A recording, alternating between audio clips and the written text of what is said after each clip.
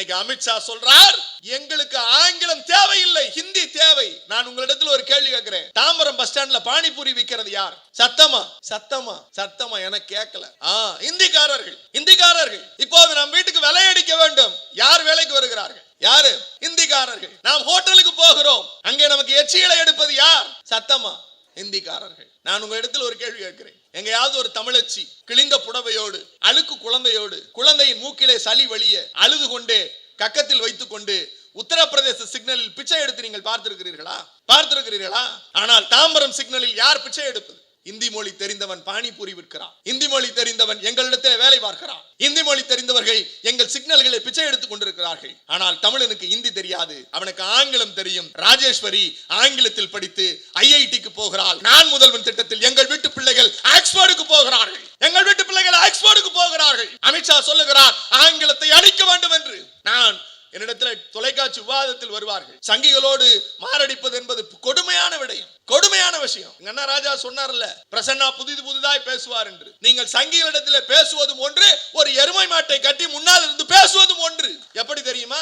அவர்கள் விவாதத்திற்கு வருகிற போது மூளையை கலட்டி வைத்துவிட்டு மாட்டு சாணியை உள்ளே வைத்துவிட்டு வருவார்கள். அவர்கள் 3 பேர் விவாதத்திற்கு வந்தார்கள். இந்தி மொழி பிரச்சனை வந்த போது நான் கேட்டேன், எனக்கும் மொழி குறித்து காதல் உண்டு. எனக்கு பிரெஞ்சு தெரியும், எனக்கு ஜெர்மனி தெரியும், எனக்கு எல்லா மொழிகளும் தெரியும். நான் பிரெஞ்சு சகலமாக பேசுவேன், ஜெர்மனி பேசுவேன். ஆனால் நான் தமிழ் வழியிலே தான் படித்தவன். மொழி என்பது ஒரு அறிவு. இங்கே இருக்கிறவர்கள் யார் வேண்டுமானாலும் கற்றுக்கொள்ளலாம். It's a practice. Language is a practice. It can come at any time. ஆனா அவர் என்ன சொல்றாரு? நீங்க எல்லாரும் ஹிந்தி படிக்கணும். சரியா? ஹிந்தி படிச்சா தான் நீ காசு தருவேங்கற. நம்ம வீட்டு பிள்ளைகள் படிக்கிறது, நீ காசு தருவேங்கற. சரி தந்து தொலை.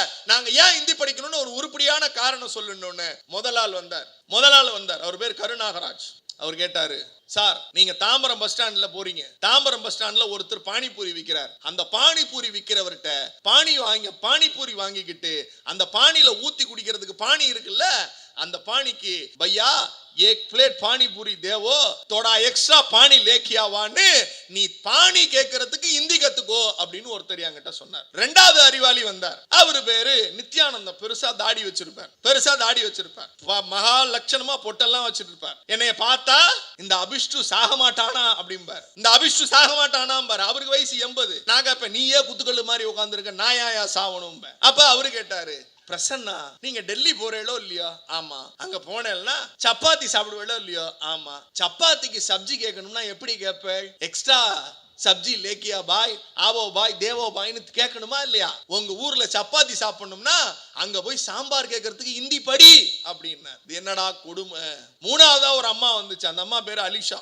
அந்த அம்மா பெரிய இன்டர்நேஷனல் ரைடர், பைக் எல்லாம் பெருசா ஓட்டுவாங்க. அந்த அம்மா கிட்ட கேட்டேன். அந்த அம்மா சொன்னுச்சு, சார் தாம்பரத்துக்கு போறீங்க, தமிழ்நாட்டு பொண்ணுங்களை 2 இந்திக்காரங்க கைய பிடிச்சி இழுக்கிறாங்க, கற்பழிக்க போறாங்க. அப்ப அவங்க கைய உதறி விட்டுட்டு அவங்களுக்கு புரியுற மாதிரி திட்டுறதுக்கு ஹிந்தி கத்துக்குங்க அப்படின்னாங்க. என்ன காரணத்துக்கு ஹிந்தி படிக்கணுமா? பானிபூரி, சாம்பார், கைய பிடிச்சி இழுக்கிறது. நாங்க ஏன் நட்ட ராத்திரில சுடுகாட்டுக்கு போனோம்? மொழி என்பது ஒரு தகவல் தொழில்நுட்பம். இந்தி உங்களுக்கு தேவைப்படுகிறது என்றால் நீங்கள் வைத்துக் கொள்ளுங்கள். ஏனென்றால் உங்களுக்கு ஆங்கிலம் எந்த வாயில் சுட்டாலும் வராது. G7 மாநாட்டுக்கு போயிருக்கிறார் நம்ம வடை சுட்ட ஜி, தெரியுமா? நாளும் நித்தம் ஒரு வடை சுட்டு கொண்டு இருக்கிற நம்ம G7க்கு போயிருக்கார். அங்க போய் பிரெஞ்சு அதிபரை கட்டிப்பிடிச்சார். பிரெஞ்சு அதிபர் ஒரு கேள்வி கேட்டார், சாதாரண கேள்வி, how are you அப்படின்னார். தப்புன்னு நம்மால் திரும்பி டிரான்ஸ்லேட்டரை பார்த்து ஹிந்தியில பதில் சொல்றான். பிரெஞ்சு அதிபருக்கு ஆங்கிலம் அந்நிய மொழி. அவங்க பிரெஞ்சு தான் நேசிப்பாங்க, ஆங்கிலம் கலக்க மாட்டாங்க. ஆனால் அந்த பிரெஞ்சு அதிபர் பொதுத்தளத்துக்கு வருகிற போது ஆங்கிலம் பேசுகிறார், நம்மால ஹிந்தி பேசுறார். ஒரு இளவும் புரியல. இவர் பாட்டு கேட்க போக்கன்னு சிரிக்கிறாரு. அவங்க உலகமே வேடிக்கை பார்க்கிறது. எப்படி 10 ஆண்டு காலம் ஒரு மாநிலத்தின் முதலமைச்சர், 12 ஆண்டு காலம் ஒன்றிய அரசினுடைய தலைமை அமைச்சர் உலக நாடுகளுக்கு போகிறார். ஆங்கில மொழி தெரியவில்லை, நம் கருத்தை பகிர முடியவில்லை. அவன் என்ன சொல்றான் புரிஞ்சுக்க முடியல. ஆனால் அண்ணா அன்றைக்கு சிந்தித்தார். அண்ணா சொன்னார், ஆங்கிலம் என்பது இந்தி பேசுகிறவர்களுக்கும் அந்நிய மொழி, தமிழ் பேசுகிறவர்களுக்கும் அந்நிய மொழி. ஆனால் இந்த மாநிலத்தை ஒன்றாக இணைப்பது ஆங்கிலமாகத்தான் இருக்க முடியுமே தவிர இந்தியை நான் கற்றுக்கொள்வது என்று நீ என் மீது திணிப்பதோ, தமிழை நீ கற்றுக்கொள்ள வேண்டும் என்பது உன் மீது திணிப்பதோ எதேச்சை அதிகாரம். ஆனாலும் சொல்லுகிறேன், உங்கள் இந்தியில் கற்றுக்கொள்வதற்கு என்ன இருக்கிறது? டெலிபோன் டைரக்டரியும் ரயில்வே டிக்ஷனரியும் தவிர உங்ககிட்ட ஒன்னும் கிடையாதுடா. என் தாய்மொழி எப்படி தெரியுமா? எண்ணிக்கையின் அடிப்படையில் தான் நீங்கள் தேசிய மொழியை தீர்மானிக்க வேண்டும் என்றால் இந்தியாவினுடைய தேசிய பறவை எதுன்னு கேட்டார் அண்ணா.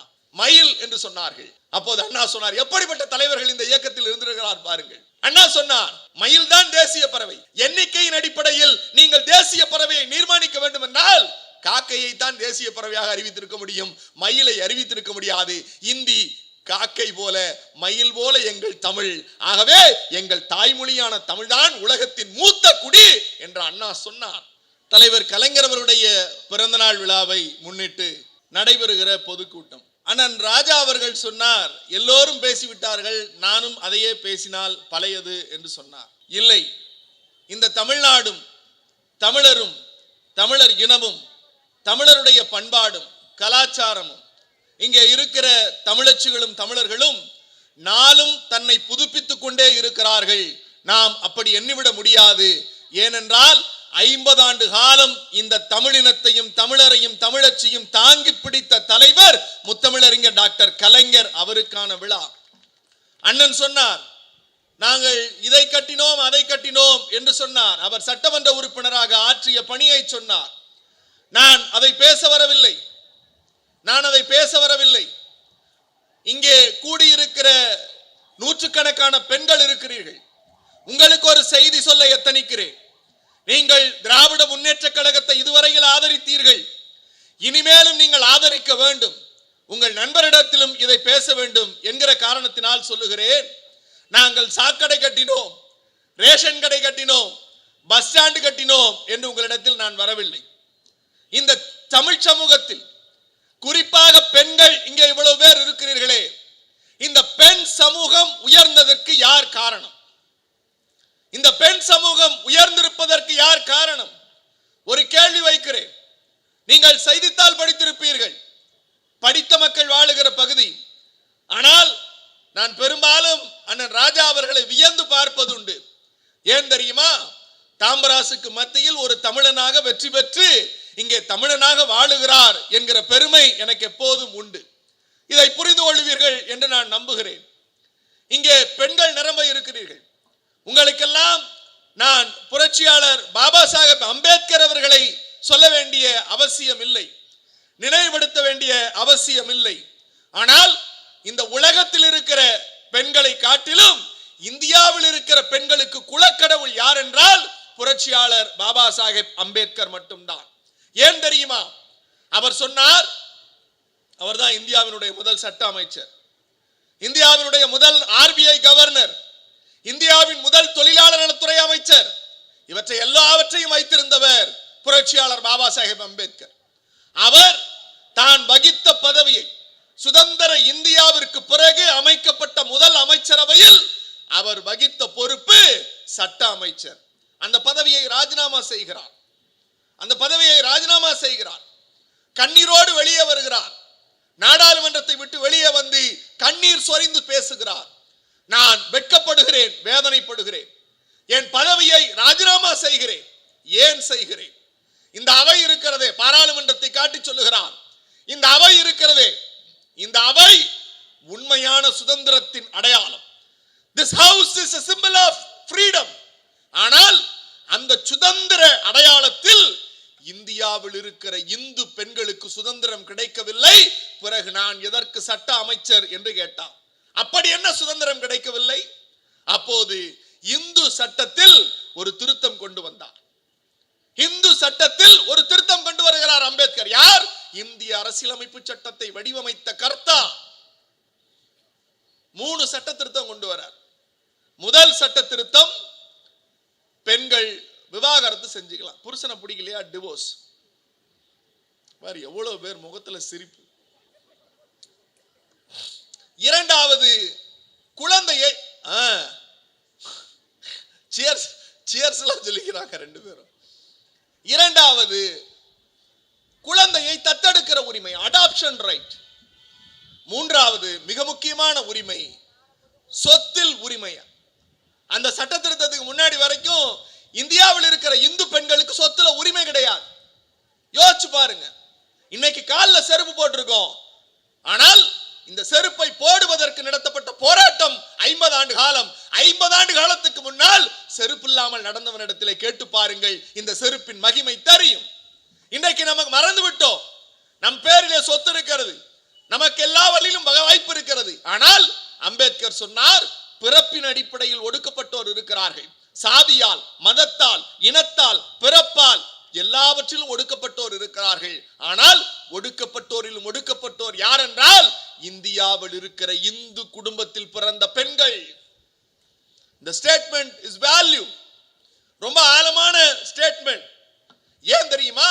அப்போது சொன்னார், நான் பெண்களுக்கு சொத்தில் உரிமை வேண்டும் என்று சட்ட திருத்தம் கொண்டு வந்தேன்.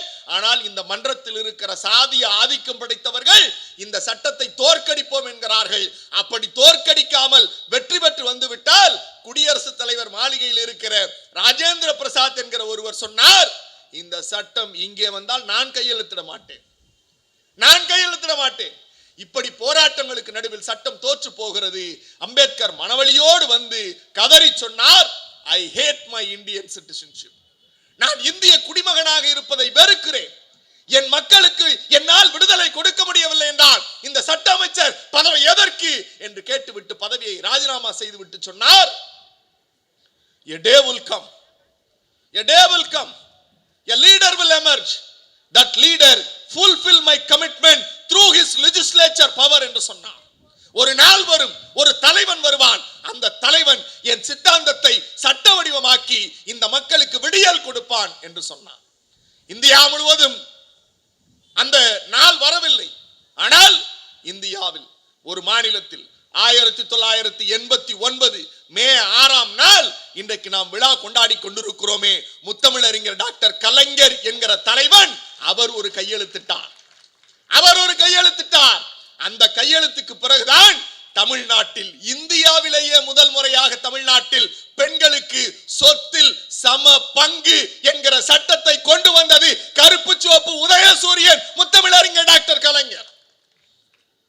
நான் இப்போது கேட்கிறேன் உங்களை பார்த்து, சாலை போட்டது பெரிதா, உங்களுக்கு சொத்துரிமை கொடுத்தது பெரிதா? நான் ஒரு கேள்வி கேட்கிறேன். 89க்கு முன்னாடி வரைக்கும் அண்ணன் எப்படி கூப்பிடுவார்? கையெழுத்து வாங்க, ஏய் இங்க வா, இந்த என்ஓசில ஒரு கையெழுத்து போட்டு போ அப்படிம்பாரா? நாமளும் கூனி குறுகி போய் அண்ணன் கல்யாணத்துக்கு செலவு பண்ணிட்டாரு, நாம போய் கையெழுத்து போட்டு கொடுத்துட்டு வருவோம்னு கூனி குறுகி போய் கையெழுத்து போட்டு கொடுப்போம். 89க்கு அப்புறம் சொத்து பிரி, தங்கச்சியை கூப்பிடுறார், மாப்பிள்ளையை கூட்டிட்டு வாமா சாப்பிடுறதுக்கு விருந்து. அப்படியாண்ணா மாப்பிள்ளை கேட்பார், என்ன உங்க அண்ணன் திடீர்னு விருந்துக்கெல்லாம் கூப்பிடுறான்? தெரியல, போயிட்டு வருவோம். நாட்டுக்கோழி அடிச்சு நல்லெண்ணெய் ஊத்தி சாப்பாடெல்லாம் போட்டு அப்படியே பக்குவமா பேச்ச ஆரம்பிப்பாங்க. மா, உனக்கு கல்யாணத்துக்கு இவ்வளவு செஞ்சோம், அப்பா இருந்தாரு, எனக்கு 2 பொம்பளை பிள்ளை இருக்கு, அப்பா ஒரு 2 ஏக்கர் நிலம் வச்சுட்டு போயிருக்காரு, அதை நான் எனக்கு எழுதி கொடுத்தேன்னா, என்ஓசி மட்டும் கையெழுத்து போட்டு கொடுத்தேன்னா நான் அதை வித்து ஏதாவது புண்ணியம் பண்ணிப்பேன், உனக்கு புண்ணியமா போவோம் அப்படின்னா தங்கச்சி சொல்றா, ஒன்றும் பிரச்சனை இல்லைன்னா அப்பா சொத்து தானே, 2 ஏக்கர் தானே, கையெழுத்து போட்டு கொடுத்துறேன், உனக்கு 1 ஏக்கர் எனக்கு 1 ஏக்கர், உனக்கு 2 பொம்பளை பிள்ளை எனக்கு 2 பொம்பளை பிள்ளை. என்னம்மா நீ இப்படி பேசுற? அப்படி பேசலன்னா அப்பாவுக்கு, நம்ம அப்பாவுக்கெல்லாம் தலைவனா இருந்தாரே கலைஞர் தாத்தா, அவர் ஒரு சட்டம் கொண்டு வந்திருக்கார், அந்த சட்டத்தின்படி எனக்கு சொத்துல சமபங்கு உண்டு, 1 ஏக்கர் எனக்கு, நீ தரலன்னா நான் கோர்ட்ல போய் என் உரிமையை வாங்குவேன்னு வீட்டுக்கு அடியில் படுக்கை அறைக்கும் பாத்திரம் கழுவுவதற்குமாக பயன்படுத்தப்பட்ட பெண்களுக்கு சோசியல் எக்கனாமிக்கல் டெவலப்மெண்ட் ஸ்டேட்டஸ்ங்கிற அந்த வார்த்தையை கொடுத்து பெண்களுக்கு சொத்துரிமை கொடுத்து மதிப்பு மிகுந்தவர்களாக மாற்றியது இந்த உதயசூரியனும் கருப்பு சிவப்பும் தான். நாங்க அரசியல் இயக்கம் இல்ல, ஓட்டு பிச்சை கேட்கறதுக்கு. நாங்க நாளைக்கே வந்து முதலமைச்சர், நாளைக்கு நான் யார் தெரியுமா, பச்சை மட்டையில கட்டி வச்சு அடிப்பேன், பைத்தியக்காரர்களாக பேசிக் கொண்டிருக்கிறார்கள். நாங்கள் சாதாரண அரசியல் இயக்கம் அல்ல. அண்ணா சொல்லுவா, this is not a political party, it is a social movement. திமுக என்பது ஒரு அரசியல் இயக்கம் அல்ல, அது ஒரு சமூக இயக்கம். இரண்டாவது, இவ்வளவு பெண்கள் இருக்கீங்கல்ல, பாட்டி 2வது லைன்ல பச்சை கலர் புடவை கட்டி இருக்கீங்கல்ல, அவங்க பேர் என்ன? சார் ரெட் கலர் சாரி, பாட்டி உங்க பேரு? பாட்டி பேரு சத்தமா? மல்லிகா பாட்டி. மல்லிகா பாட்டிக்கு என்ன வயசு இருக்கும்? 70.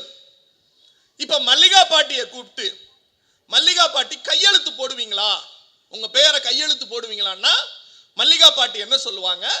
நான் எங்க புள்ள கையெழுத்து போடுவேன் சாமி, மைடப்பா கொண்டு வா, கை நாட்டை உருட்டி கை நாட்டு வைக்கிறேன் சொல்லுவாங்களா? சொல்லுவாங்களா? ரைட். அதுக்கு ப்ளூ கலர் சாரி அக்கா நீங்க தான். உங்க பேர் என்ன? உங்க பேர் என்ன? விசாலாட்சி. மல்லிகா பாட்டியை கூப்பிட்டா கை நாட்டு, விசாலாட்சி அக்காவை கூப்பிட்டா அக்கா கையெழுத்து போடுவீங்களா? சத்தமா சொல்லுங்க. போடுவேன். என்ன சொல்றாங்க? கையெழுத்து போடுவேன். பாப்பா நீங்க வாட் இஸ் யுவர் நேம்? சத்தமா வாட் இஸ் யுவர் நேம்? ரோஜா. எனக்கு கேக்குதுன்னு அவங்களுக்கு கேட்கணும். மல்லிகா பாட்டி கை நாட்டு, விஷாலட்சுமி அக்கா எழுதுறாங்க. நான் ரோஜாவை எனக்கு தெரியாது, நான் கேட்கிறேன் what is your name? My name is ரோஜான்னு சொல்றாங்க. 50 ஆண்டு காலம் ஒரு அரசியல் இயக்கம் என்ன செய்திருக்கிறது? உத்தரப்பிரதேசத்துக்கு போனா மல்லிகா தலைமுறையும் சாணி அல்றான், விசாலாட்சி தலைமுறையும் சாணி அல்றான், ரோஜா தலைமுறையும் சாணி அல்றான். ஆனா அங்கிருந்து மாறுபட்டு தமிழ்நாட்டிற்கு வந்தால் கை நாட்டில் தொடங்கி மை நேம் இஸ் ரோஜான்னு சொல்லக்கூடிய ஆற்றலை, பெண்களுக்கான கல்வியை கொடுத்தது இந்த கருப்பு சிவப்பு உதயசூரியனும் தான். நீங்க கேட்கலாம், it's a public meeting, you can ask me a question. எப்படி சார் நீங்க மட்டும் கிரெடிபிலிட்டி எடுத்துக்கிறீங்கன்னு? நீங்க விழா கொண்டாடுறோமே, என் கடவுள் முத்தமிழறிஞர் டாக்டர் கலைஞர், அவர் தான் என்னை வளர்த்தார். அவர்லாம் இல்லைன்னா நான் எல்லாம் தெருவில் பிச்சை எடுத்துட்டு இருந்திருக்கணும். அவர் தான் என்னை வளர்த்தார். எங்கேயும் பெருமையா சொல்லுவேன். இன்னைக்கு தாம்பரத்தில் இந்த தெருவில் பேசுறல்ல, பிரசன்னாவை அமெரிக்காவுக்கு அனுப்பி வச்சார் 2016. போய் ஒயிட் ஹவுஸ்ல போய் பேசிட்டு வாடா, கேபிட்டோல போய் பேசிட்டு வாடான்னு என்னை அனுப்பி வச்சார். நான் ஏன் சொல்லுகிறேன் தெரியுமா? கல்வின்னு ஒன்று நாம பிள்ளைங்க முதல் தலைமுறை படிக்கல, 2வது தலைமுறை சுமார், 3வது தலைமுறையில நம்ம வீட்டில் இருக்கிற எல்லா பிள்ளையும் ஒரு டிகிரிக்கு வந்துருச்சு இல்ல. ஈசிஆர் ரோட்ல போய், ஓஎம்ஆர் ரோட்ல போய் நம்ம வீட்டு பிள்ளைங்க ஐடில வேலை பார்க்குது இல்ல, எதிர்த்தாப்புல இருக்க காலேஜில் நம்ம பிள்ளைங்க படிக்குது இல்ல. இது எப்படி சார்? எப்படி? அம்பேத்கருக்கே திரும்ப வரேன். புரட்சியாளர் அம்பேத்கர் ஃபண்டமெண்டல் ரைட்ஸ்ல education is a fundamental right ன்னு எழுதுறார். கல்வி அடிப்படை உரிமை சார்.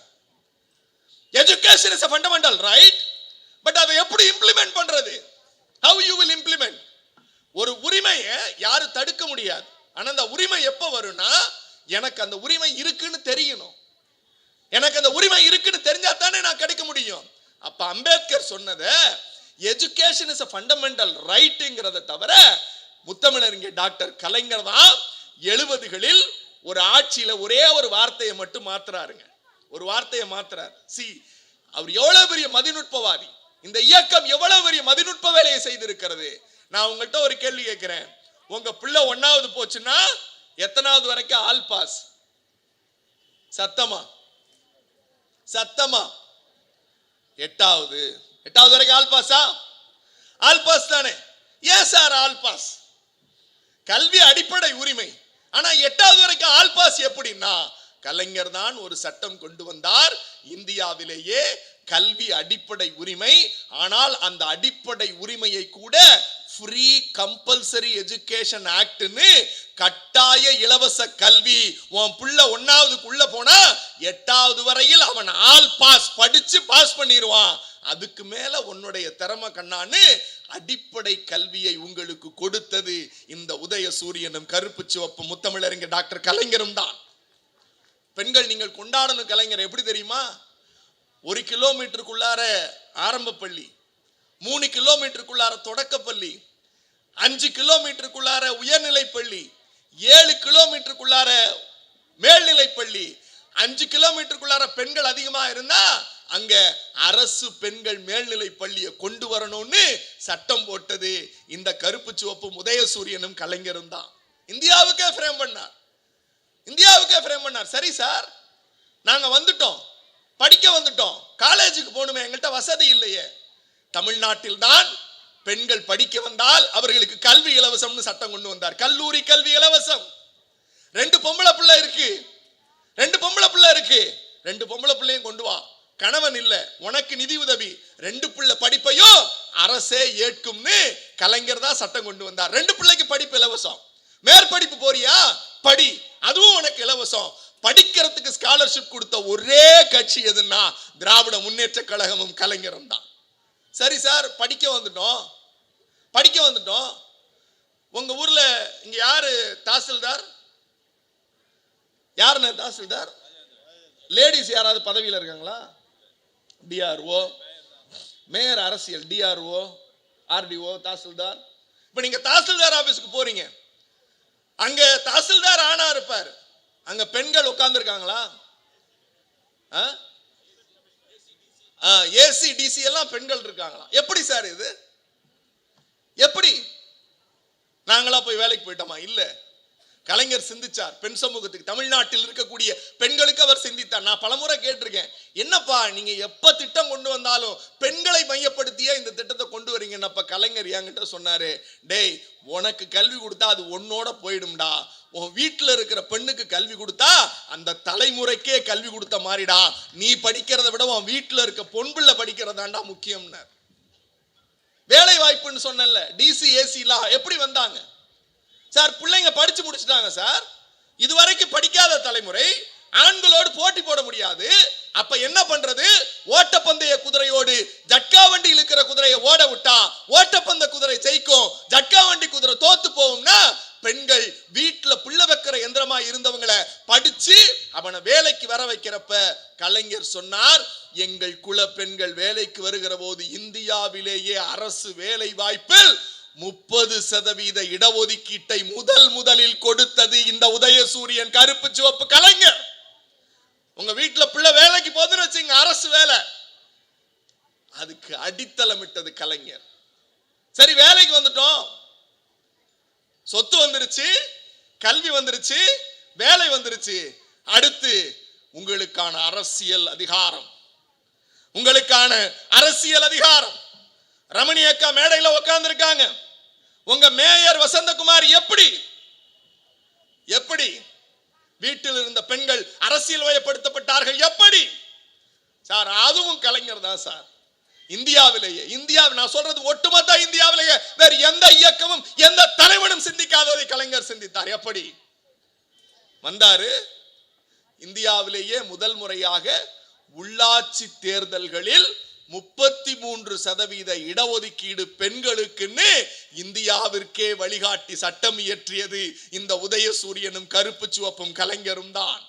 அந்த அடிப்படையில் 33% இன்னைக்கு 50% உங்கள் வீட்டில் இருந்த பெண் இன்றைக்கு மாநகராட்சியினுடைய மேயராக உங்கள் முன்னால் இருக்கிறார், உங்கள் மண்டல குழு தலைவராக, உங்கள் மாமன்ற உறுப்பினராக. பாதிக்கு பாதி பேர் இருக்கணும் தெரியுமா? இந்த பாருங்க, பாதிக்கு பாதி இல்ல, நாம இப்ப கோட்டா கேட்கணும்ங்கிறார் காமராஜன். ஏனால் பாதிக்கு மேல் சார் அரசியலினுடைய தொடக்கம் வேண்டுமானால் இருக்கலாம், அங்கே வந்ததற்கு பிறகு பெண்கள் செய்கிற பணி இருக்குல்ல சார், அது வேற மாதிரி இருக்கும். அது எப்படி நடைமுறைப்படுத்தப்பட்டது? இது எல்லாம் செய்தது கலைஞர். இப்படி ஒரு தலைவருக்கு தான் விழா கொண்டாடுகிறோம். நண்பர்களே, நான் இங்க இருக்கிற பெருங்கூட்டத்தை பார்த்து ஒரு செய்தி சொல்லுகிறேன். நான் ஒரு அரசியல் இயக்கத்தில் ஊழல் ஒழிப்போ அல்லது ஒரு இயக்கத்தை தீய சக்தி என்றோ அல்லது நாளை நான் தான் முதலமைச்சர் என்றோ இல்லை வருகிறவன் எல்லாம் பொய் பேசுகிறான், நான் மட்டும்தான் யோக்கியன் என்று சொம்பை வைத்து உள்ளே வைப்பதற்காக அரசியல் செய்யவில்லை.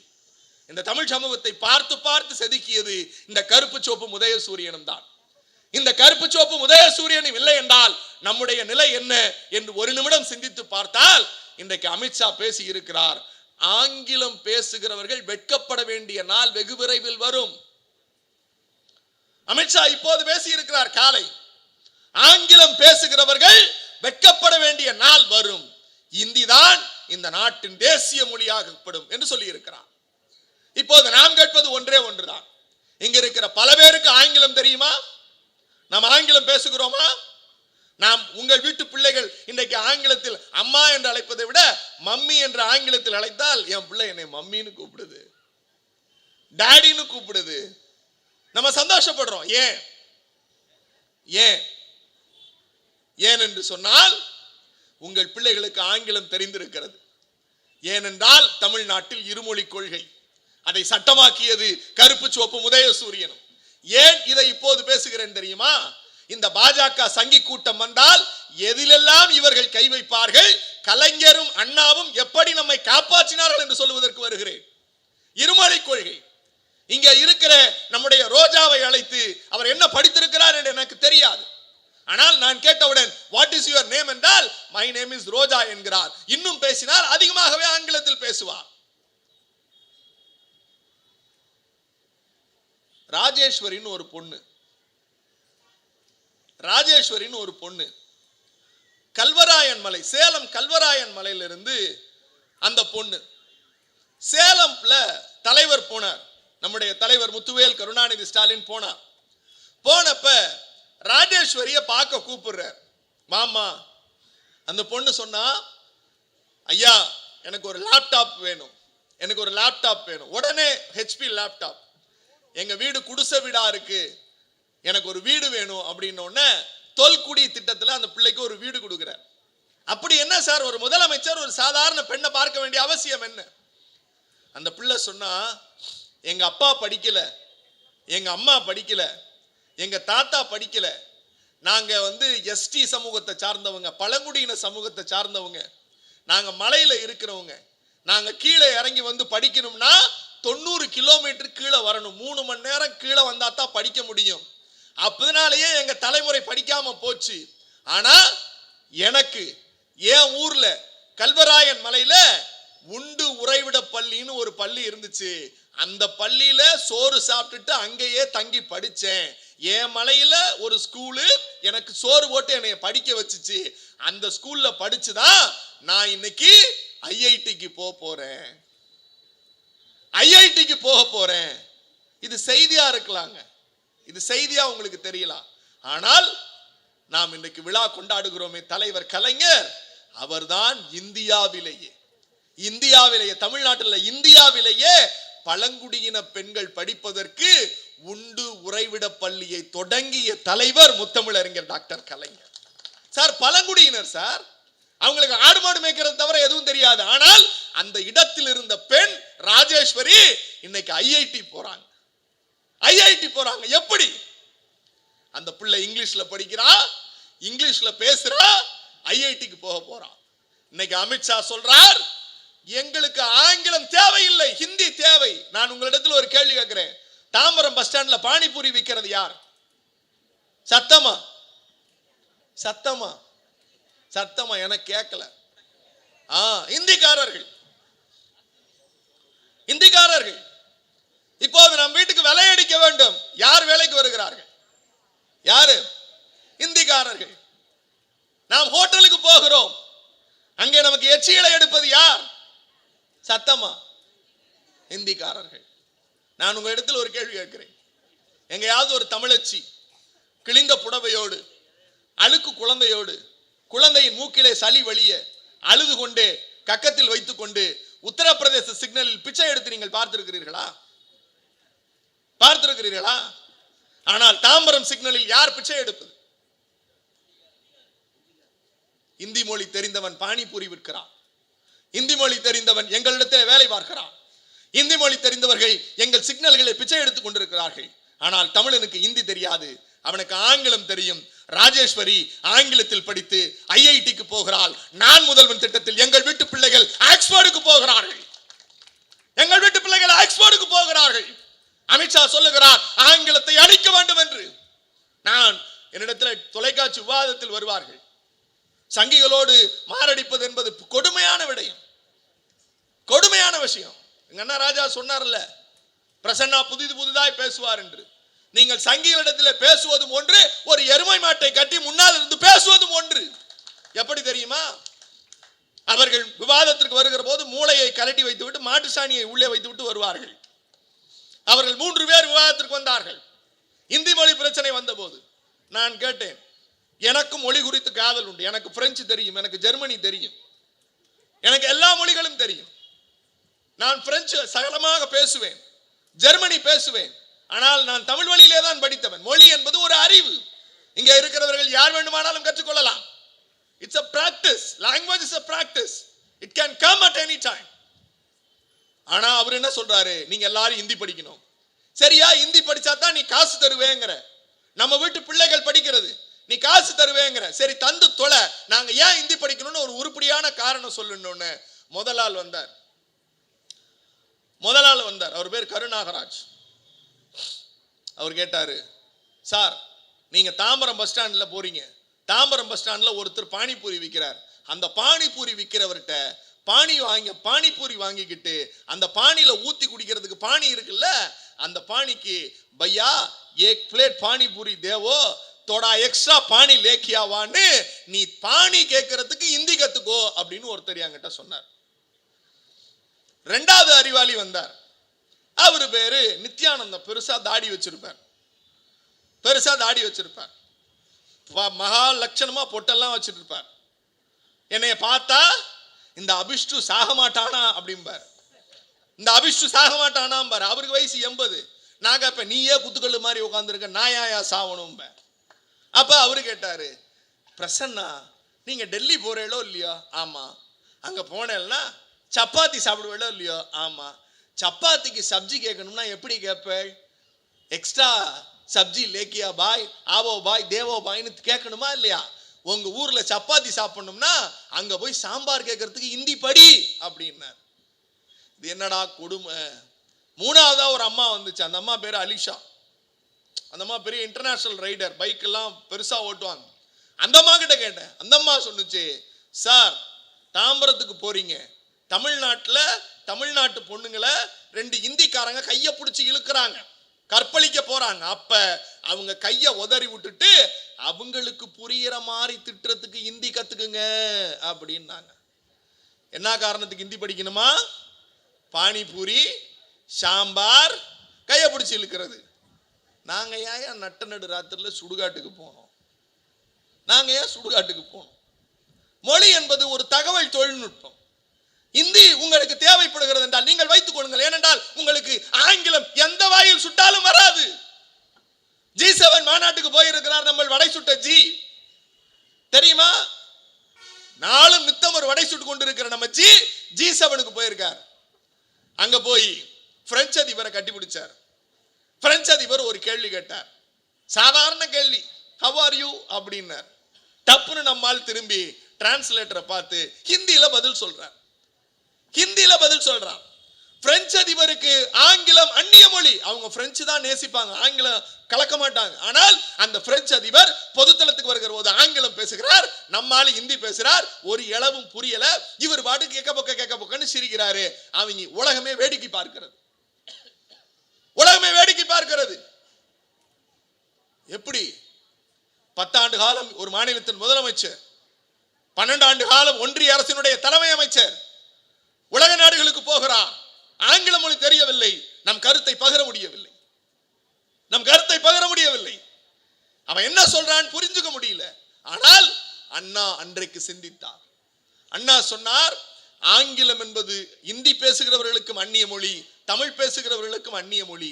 ஆனால் இந்த மாநிலத்தை ஒன்றாக இணைப்பது ஆங்கிலமாகத்தான் இருக்க முடியுமே தவிர இந்தியை நான் கற்றுக்கொள்வது என்று நீ என் மீது திணிப்பதோ, தமிழை நீ கற்றுக்கொள்ள வேண்டும் என்பது உன் மீது திணிப்பதோ எதேச்சை அதிகாரம்.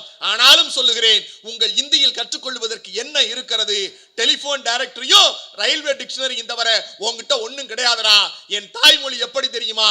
எண்ணிக்கையின் அடிப்படையில் தான் நீங்கள் தேசிய மொழியை தீர்மானிக்க வேண்டும் என்றால் இந்தியாவினுடைய தேசிய பறவை எதுன்னு கேட்டார் அண்ணா. மயில் என்று சொன்னார்கள். அப்போது அண்ணா சொன்னார், எப்படிப்பட்ட தலைவர்கள் இந்த இயக்கத்தில் இருந்திருக்கிறார் பாருங்கள். அண்ணா சொன்னார், மயில் தான் தேசிய பறவை. எண்ணிக்கையின் அடிப்படையில் நீங்கள் தேசிய பறவையை நிர்மாணிக்க வேண்டும் என்றால் காக்கையை தான் தேசிய பறவையாக அறிவித்திருக்க முடியும், மயிலை அறிவித்திருக்க முடியாது. இந்தி காக்கை போல, மயில் போல எங்கள் தமிழ். ஆகவே எங்கள் தாய்மொழியான தமிழ்தான் உலகத்தின் மூத்த குடி என்று அண்ணா சொன்னார். அந்த மூத்த குடியினுடைய கலாச்சார பண்பாட்டு தொன்மங்களை அண்ணா தொடங்கி வைத்தார் என்று சொன்னேனே. ஒரு முக்கிய செய்தியை சொல்லி விடைபெறுகிறேன். என் கையில் இருப்பது கீழடி நாகரிகம். இங்கே உட்கார்ந்து இருக்கிற தமிழனுடைய முகவரி கீழடி. இந்த முகவரி எது தெரியுமா? நாம் எவ்வளவு பண்பட்டு இருக்கிறோம், எந்த கலாச்சாரத்தில் வாழ்ந்தோம்.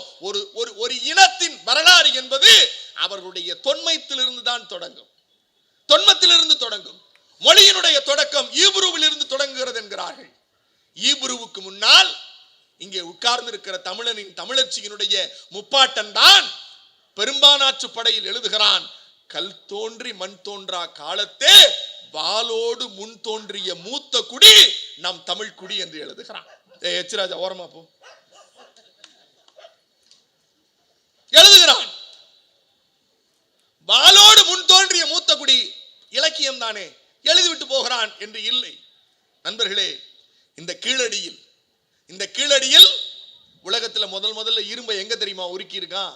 இதுவரையில் கண்டுபிடித்தது துருக்கியில் இருக்கிற அனட்டோனாவிலே தான் 4800 ஆண்டுகளுக்கு முன்னால் இரும்பை உருக்கி இருக்கிறான்.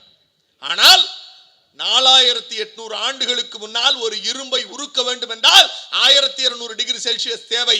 அப்படி 4800 ஆண்டுகளுக்கு முன்னால் துருக்கி அனட்டோனாவிலே தான் முதல் முறையாக இரும்பை உருக்கியதற்கு உலக தரவு. ஆனால் அங்கிருந்து இல்ல சார், உலகத்திற்கு இரும்பை முதலில் அடையாளப்படுத்தியது இங்கே உட்கார்ந்திருக்கிற தமிழனும் தமிழச்சையும் 5300 ஆண்டுகளுக்கு முன்னால். 5300 ஆண்டுகளுக்கு முன்னால். இதை நான் சொல்லவில்லை, நான் எப்போதும் ஆவணங்களோடு பேசுகிறவன், நான் சொல்லவில்லை. கீழடி 2600 பண்பாட்டு சீரமைப்புகளை கொண்டிருக்கிறது. இரும்பை முதலில் உருக்கியது தமிழன் தான், உலகத்தில் தமிழன் தான். பீட்டா அனலிட்டிக்கல் சயின்ஸ் புளோரிடால இருக்கு இந்த இன்ஸ்டிடியூட். புளோரிடா மாகாணத்தில் இருக்கிற இந்த பல்கலைக்கழகத்தில் ஆய்வு செய்து ரேடியோ கார்பன் டெக்னாலஜில நம்ம தமிழர் இன்னைக்கு தான் வந்து பிரஷர் குக்கரு தட்டு அப்படின்னு போறோம். ஆனால் அவன் 5000 வருஷத்துக்கு முன்னாலேயே தட்டு செஞ்சிருக்கான் பாருங்க. 5000 ஆண்டுகளுக்கு முன்னால் பானை செய்திருக்கிறான். அந்த செப்பு ஓடுகள் கிடைக்கப்பட்டிருக்கிறது. தங்கத்துல பட்டயம் செய்திருக்கான் சார், தங்கத்தில் பட்டயம், தங்கத்துல தோடு. 5000 ஆண்டுகளுக்கு முன்னால் இந்த படம்லாம் 5000 ஆண்டுகளுக்கு முன்னால் எடுக்கப்பட்ட பொருள். தமிழனின் தொன்மை நாகரிகம் என்பது, இந்தியாவிற்கான நாகரிகம் என்பது தமிழ்நாட்டில் மதுரை வைகை ஆற்றங்கரையில் கீழடிதான் இந்தியாவிற்கு அடையாளம். இதுதான் திராவிட சித்தாந்தம். ஆனால் இந்த மோடி சர்க்காரும் அமித்ஷாவும் சொல்லுகிறார்கள், நாங்கள் ஏற்றுக்கொள்ள மாட்டோம். ஏனென்றால் தமிழனின் நாகரிகம் தான் மூத்த குடி என்று ஒத்துக்கொண்டால் திராவிடம் தான் இந்த இனத்தின் அடையாளம் என்று வரும். ஆகவே திராவிடத்திற்கு எதிரி ஆரியம், ஆரியத்தின் தொடக்கம் சரஸ்வதி நாகரிகம் என்று சொல்லி, சரியா சரஸ்வதி நாகரிகம்னு சொல்ற எங்க இருக்குன்னு கேட்டோம். இப்ப நான் காட்டினல அப்படி ஆதாரம், நான் இது கீழடி தமிழருடைய நாகரிகம், பொருணை ஆற்றங்கரை நாகரிகம் உலகத்தினுடைய பண்பாட்டு தொட்டில் என்று காட்டுகிறேன், ஆவணங்கள் காட்டுகிறேன். ஆனால் சரஸ்வதி நாகரிகம்னு சொல்றியே எங்கயா இருக்குன்னு கேட்டா ஆத்துக்கு அடியில ஓடி பாருங்க, அங்கதான் இருக்கு அப்படிங்கிற. ஆற்றுக்கு அடியில் போய் பாருங்கள், அங்கேதான் சரஸ்வதி நாகரிகம் இருக்கிறது என்கிறார்கள். சரியா, சரஸ்வதி நாகரிகம்ங்கிற இந்தியாவிற்கான தேசிய கீதத்தை எழுதிய ரவீந்திரநாத் தாகூர் எழுதுகிறார். ரவீந்திரநாத் தாகூர் எழுதுகிறார், அதில் திராவிடம் பேசுகிறார். அதில் பேசுகிற நதிகளில் சரஸ்வதி என்ற ஒரு நதியே கிடையாது. கங்காவை சொல்லுகிறார், யமுனாவை சொல்லுகிறார், சரஸ்வதியை பேசவே இல்லை. எங்கே இருக்கிறது சரஸ்வதி என்றால் அவர்கள் சொல்லுகிறார்கள், சரஸ்வதி கடவுளின் வடிவம், அந்த கடவுளின் வடிவத்தில் தான் ஆரிய வருணாசிரம தர்மம் வந்தது. அந்த வருணாசிரம தர்மத்தினுடைய தொடர்ச்சி தான் இந்தியாவின் சிந்து சமவெளி நாகரிகம். அந்த சிந்து சமவெளி நாகரிகம் தான் பண்பாட்டின் உச்சம். அந்த உச்சத்தின் அடிப்படையில் தலையில் பிறந்தவன் உயர்ந்த சாதி, தோளில் பிறந்தவன், தொடையில் பிறந்தவன், காலில் பிறந்தவன், காலுக்கு கீழாய் பிறந்தவன் சூத்திரர்கள். உங்களுக்கு கல்வி கிடையாது. அந்த சூத்திர தர்மத்தில், வர்ணாசிரம தர்மத்தில் கணவனுக்கு அடிபடியாத பெண்ணை நடுரோட்டில் வெட்டி நாய்க்கு இரையாக்க வேண்டும் என்று எழுதி இருக்கிறது. இன்னும் ஒரு படி மேலே போய் அந்த தலையில் பிறந்தவர்கள் வீட்டில் இருக்கிற பெண்கள் இளம் வயதில் விதவையாகிவிட்டால் அவர்கள் மொட்டையடித்து வெள்ளை சேலை கட்டப்பட்டு மூளையில் உட்கார வைக்க வேண்டும் என்று எழுதுகிற சரஸ்வதி நாகரிக வருணாசிரம தர்மத்தை மோடி சர்க்கார் ஏற்றுக்கொள்ள வேண்டும் என்கிறது. ஆனால் எங்கள் நாட்டில் பெண்கள் அப்போதே வாள் பிடித்திருக்கிறார்கள், பெண்கள் அப்போதே தங்கத்தால் அணிகளை அணிந்திருக்கிறார்கள், சுண்டை விளையாடி இருக்குது எங்கள் பெண்கள். அதற்கான ஆவணங்களை கொடுத்திருக்கிறோம். பண்பாட்டு விழுமியங்களில் உயர்வில் எங்கள் தமிழச்சிகள் உயர்ந்திருக்கிறார்கள். எங்கள் தமிழச்சிகளை மதத்தின் பெயரால், சாதியின் பெயரால், இனத்தின் பெயரால் அடிமைப்படுத்த முடியாது என்று இந்த உலகத்திற்கு ஆவணங்களின் மூலம் நிரூபித்திருக்கிறது இந்த கருப்பு சிவப்பும் உதயசூரியனும் அதன் இன்றைய தலைவர் முத்துவேல் கருணாநிதி ஸ்டாலின் என்கிற தமிழினத்தின் தலைவர். அந்த தலைவர் கொடுக்கிற ஆவணத்தை நாங்கள் கொடுக்கவில்லை. இந்த ஆவணம் நாங்கள் கொடுக்கவில்லை. மத்திய அரசில் பணியாற்றுகிற தொல் இதழ் ஆய்வாளர்களான அமர்நாத் ராமகிருஷ்ணன் 927 பக்கம் அறிக்கை கொடுக்கிறார். அந்த அறிக்கையை கூப்பிடுறான். கூப்பிட்டு இந்த அறிக்கையில 2 லைன் மட்டும் எழுது. கடவுள் இருந்தார், கடவுள் இருந்ததற்கான விழுமியம். 2வது மாட்டு மூத்திரம் குடித்ததற்கான விழுமியம். இந்த 2ஐயும் எழுதுங்கிறான். தமிழன் என்னைக்காவது மாட்டு மூத்திரம் குடிச்சிருக்கானா? குடிச்சிருக்கானா? குடிக்க மாட்டான். ஆனால் மாட்டு மூத்திரம் குடிப்பதை ஆதரிப்பது வருணாசிரம தர்மம். நம்மால் மாட்டுக்கறி சாப்பிடுவான். நம்மால் மாட்டுக்கறி சாப்பிடுவான். It's full of protein. உலகத்தினுடைய அதிமுக்கிய புரோட்டீன் சோர்ஸ் எதுனா பீஃப். நம் பல பேர் அதை விரும்ப மாட்டார்கள். ஆட்டுக்கறி, கோழிக்கறி, மீன் இப்படி போயிடுவோம். ஆனால் மாட்டு மூத்திரத்தை, மாட்டிலிருந்து வருகிற கழிவுகளை நாம் சாப்பிட மாட்டோம். ஆனால் கழிவுகளை சாப்பிடுகிற ஒரு கும்பல் இருக்கிறது. அந்த தர்மத்தை ஏற்றுக்கொண்டால் தான் நான் நிதி தருவோம் என்கிறான். முதலமைச்சர் சொன்னார், இல்லாத சரஸ்வதிக்கு 600 கோடி நிதி ஒதுக்குகிறீர்கள், நாங்கள் கேட்டது வெறும் 10 கோடி தான், எங்களுக்கு நீங்கள் தரமா இருக்கிறீர்கள், ஆனாலும் எங்களுக்கு கவலை இல்லை என்று சொல்லி 100 கோடி தமிழனின் பண்பாட்டு விழுமியத்திற்கு ஒதுக்கி மதுரைக்கு போய் கீழடியில் பாருங்கள். தமிழன் 5000 ஆண்டுகளுக்கு முன்னால் வாழ்ந்த வீடு, அவன் கட்டிய கழிப்பறை, அவன் விளையாடிய திடல், அவன் சுட்ட மணலால் செய்த பானை, அவன் சுட்ட உருவத்தால் செய்த கடவுள் இல்லை.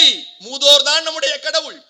மூத்தோர் தான் நம்முடைய கடவுள். அந்த கடவுளின் வடிவத்தை வடிவமைத்து எப்படி தமிழன் பண்பாட்டோடு 5300 ஆண்டுகளுக்கு முன்னால் வாழ்ந்தான் என்பதை இந்த உலகத்திற்கு உணர்த்தி இருப்பதை ஏற்றுக்கொள்ள மறுக்கிறது இந்த மோடி சர்க்கார். இவர்கள் தமிழரின் விரோதிகள். இந்த தமிழரின் விரோதிகளோடு பாதம் தாங்கி 10 தோல்வி பழனிசாமி கூட்டணி வைத்திருக்கிறார்.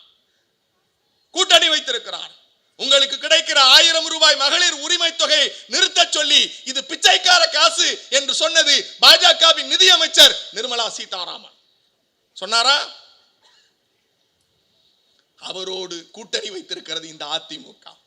நம் பிள்ளைகளுக்கு வர வேண்டிய கல்வி நிதியை தடுத்து நிறுத்தி இருக்கிறது பாஜக. அதோடு கூட்டணி வைத்திருக்கிறது அதிமுக. நம் மீது இந்தியை திணிப்பது பாஜக.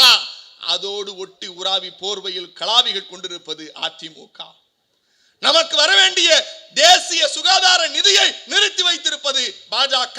அதனோடு கள்ள கூட்டணி வைத்து இன்றைக்கு அதுவே நல்ல கூட்டணியாக மாற்றி வைத்திருப்பது அதிமுக. மாநில வளர்ச்சி நிதிக்கு வர வேண்டிய பணத்தை தடுத்து நிறுத்தி இருக்கிறது பாஜக. அதனோடு கூட்டணி வைத்திருக்கிறது அதிமுக. இப்படி தொடர்ச்சியாக தமிழர் விரோத போக்கை கடைபிடித்துக் கொண்டிருக்கிற, தமிழ் இன விடுதலைக்காக மறுத்து கொண்டிருக்கிற, தமிழ்நாட்டின் முன்னேற்றத்தை தடுத்து கொண்டிருக்கிற பாஜகவோடு சரசம் செய்து கொண்டு கூட்டணி வைத்திருப்பது அதிமுக. இந்த 2 பேர் சேர்ந்து இன்னும் எவன் வந்தாலும் திமுக காரனினுடைய கருப்பு சிவப்பு வேட்டியில் இருக்கிற கடைமட்ட கெண்டைக்காரை கூட இவர்களால் தொட்டு பார்க்க முடியாது. 2026 முதலமைச்சர் சொன்னார் 200 லட்சியம் 234 திமுகவிற்கு நிச்சயம் என்று சொல்லி வாய்ப்பளித்தமைக்கும் வாய்மொழி கேட்டமைக்கும் நன்றி பாராட்டி விடைபெறுகிறேன். நன்றி, வணக்கம்.